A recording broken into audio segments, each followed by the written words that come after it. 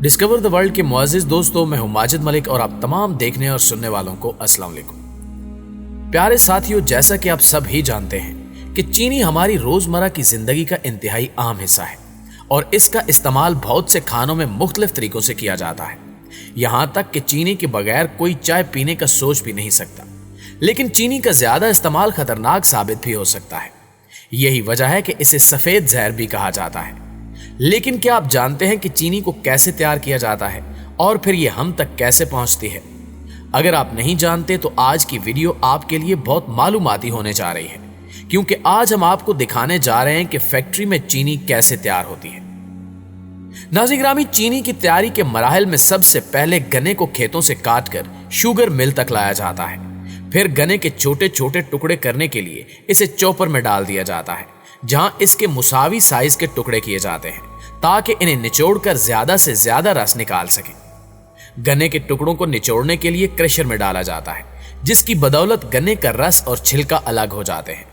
जबकि याद रहे कि चीनी की सनत में गन्ने से अलग होने वाले छिलके को बगास कहते हैं और ये बगास ईंधन के तौर पर इस्तेमाल की जाती है। और गन्ने के रस और छिलके को अलग करने के लिए जो मशीनरी इस्तेमाल की जाती है उसे मिल हाउस कहते हैं। मिल हाउस से हासिल होने वाले खाम रस को छानकर प्रोसेस हाउस भिजवा दिया जाता है और फिर प्रोसेस हाउस में गन्ने के रस से चीनी के दाने बनाने तक का मुकम्मल लाह अमल तय करता है।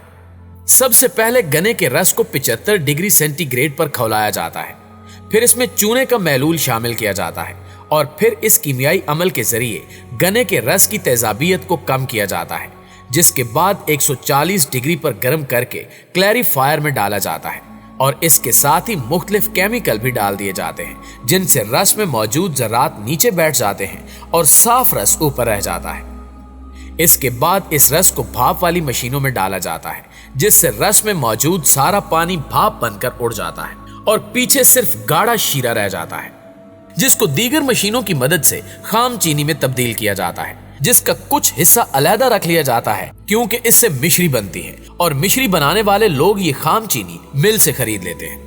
नाज़रीन ग्रामी, ये खाम चीनी केमिकल से पाक होती है, इसलिए इसे पतासे भी बनाए जाते हैं, जो आज भी हमारे देहाती इलाकों में काफी शौक से खाए जाते हैं। इस सारे प्रोसीजर के बाद खाम चीनी को मुख्तलिफ छलनियों से गुजारा जाता है, जिससे इसमें मौजूद गंदे ज़रात भी अलग हो जाते हैं।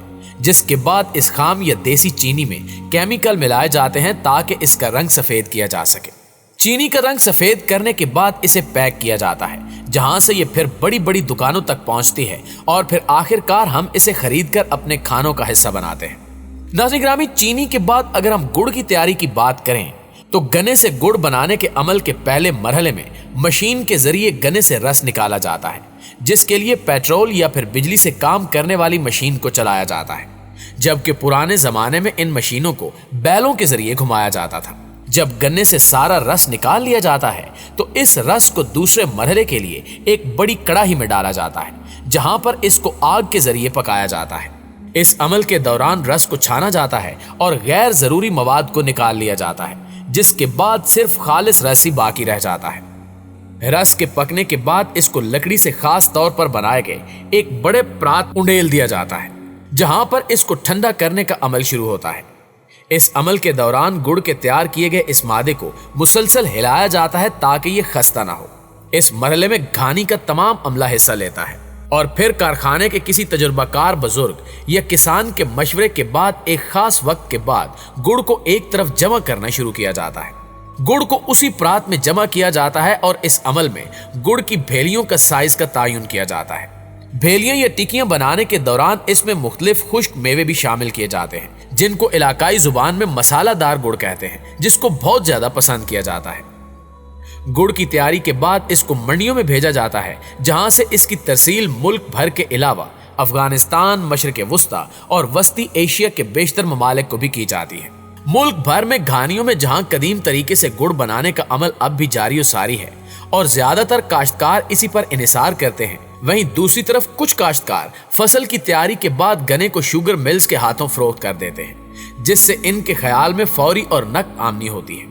नाज़रीन ग्रामी, अगर हम चीनी या गन्ने की तारीख का जायजा लें तो जमाना कदीम में गन्ने को मीठे जायके के बायस चिबाते हुए इसे घरेलू इस्तेमाल में लाने के सबसे पहले इशारे 8000 कबल मसीह में मिलते हैं। नामवर तारीख दान तासु गीता गाकी 2014 की किताब करूने वुस्ता के इस्लाम की समाजी जिंदगी में चीनी के मुताबिक पहली बार चीनी पहली सदी ईस्वी के बाद शुमाली हिंदुस्तान में गन्ने से तैयार की गई थी, जबकि गन्ने के पौधों से चीनी की पैदावार जनूब मशरकी एशिया में 4000 साल कबल शुरू हुई थी। लफ्ज शुगर संस्कृत अदब से अक्स किया गया है, जिसका मतलब है पिसी हुई या कोटेड चीनी। तारीखदान मिकाइल उडास की किताब कदीम और क्लासिकल तारीख में ज़रई और मसीही मुआशरे के मुताबिक इब्तिदाई तौर पर लोग गन्ने को इसकी मिठास के बायस चबाया करते थे। इसी तरह एक और अमरीकी तारीखदान थॉमस ट्रायमन ने लिखा है कि हिंदुस्तानियों ने हजरत ईसा अलैहिस्सलाम के 350 साल बाद दरियाफ्त किया था कि चीनी के क्रिस्टल किस तरह से बनते हैं। इसके अलावा माहिर इल्म बशरियात और यूनिवर्सिटी ऑफ मिशिगन में तारीख के प्रोफेसर थॉमस का ख्याल है कि हिंदुस्तान में रिफाइंड शुगर गुप्ता सल्तनत के दौरान तैयार की जा रही थी और इनके मुताबिक इनके मुशाहिदात अदबी शवाहिद पर मबनी हैं, जिसके बाद गन्ने की काश्त करूने वुस्ता की इस्लामी दुनिया में बेहतर और नए तरीकों से फैल गई। गन्ने की काश्त और चीनी की तैयारी वेस्ट इंडीज और अमेरिका के गर्म इलाकों में तकरीबन 16वीं सदी में शुरू हुई, अगरचे 17वीं सदी में इसकी पैदावार में बेहतरी भी आई। इसके बाद चुकंदर की चीनी, हाई फ्रिक्टोज कॉर्न सिरप और दीगर मिठास पैदा करने वाली चीजें 19वीं और 20वीं सदी के दौरान पैदा की जाने लगी। करूने वुस्ता या मिडिल एजेस के दौर के इख्तिताम तक यूरोप की तारीख में चीनी बहुत महंगी शय थी, लेकिन आने वाले सालों में बड़ी तादाद में इसकी पैदावार ने इसे सस्ता कर दिया। याद रहे कि यूरोप में चीनी को फाइन स्पाइस कहा जाता था और इसे वहां बड़ी अहमियत हासिल थी, यहां तक कि उस वक्त ये चीनी चंद अमीर लोगों के पास ही होती थी। इस हवाले से ब्रसेल्स में वाक़े यूरोपियन फूड इंफॉर्मेशन काउंसिल ने भी जिक्र किया कि चुकंदर से चीनी की पैदावार 19वीं सदी के आगाज तक यूरोप में एक लग्जरी मानी जाती थी, जब तक कि यह वसी पैमाने पर दस्तयाब ना हुई। यूरोपियन शुगर की तारीख में पहली पेशरफ्त जर्मन साइंसदान एंड्रियास मरग्राफ की जानिब से एक हैरान कुन दरियाफ्त साबित हुई, क्योंकि 1747 में उन्होंने दिखाया कि चुकंदर से हासिल होने वाले क्रिस्टल्स गन्ने की तरह ही थे। एनसाइक्लोपीडिया बटिनिका के मुताबिक ये एक जर्मन कीमियादान एंड्रियास था जिसने चुकंदर से 1747 में चीनी दरियाफ्त की, जिसके बायस जदीद शुगर इंडस्ट्री की बुनियाद पड़ी। इसके साथ साथ 1747 में कीमियादान मरग्राफ ने भी कुछ पौधों के जूस निकालने के लिए अल्कोहल का इस्तेमाल किया था, जिसमें एक चुकंदर भी था।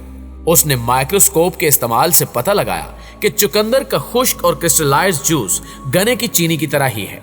चुकंदर की चीनी की इस दरियाफ्त पर इसकी मौत के 4 साल बाद यानी 1786 तक अमल नहीं हुआ, लेकिन फिर चुकंदर की चीनी के लिए पहली रिफाइनरी ने 1802 में काम शुरू किया। बरतानवी तारीख में इंकिशाफ होता है कि 1299 के दौरान लफ्ज शुगर को जुकर की तरह लिखा जाता था, जिसके बाद 1316 में यह लफ्ज जुकार और 1440 में स्विगर हो गया। दुनिया भर में अपनी कंसल्टेंसी खिदमात के लिए मशहूर बरतानिया का शुगर नॉलेज इंटरनेशनल लिमिटेड लिखता है कि 11वीं सदी में सलीबी जंगों के नतीजे में चीनी यूरोपीय लोगों ने दरियाफ्त की थी और जंगजू जो अपने घरों को वापस लौटे उन्होंने एक नए मिसाले के बारे में बात की कि यह कितना खुशगवार था जो असल में चीनी ही थी।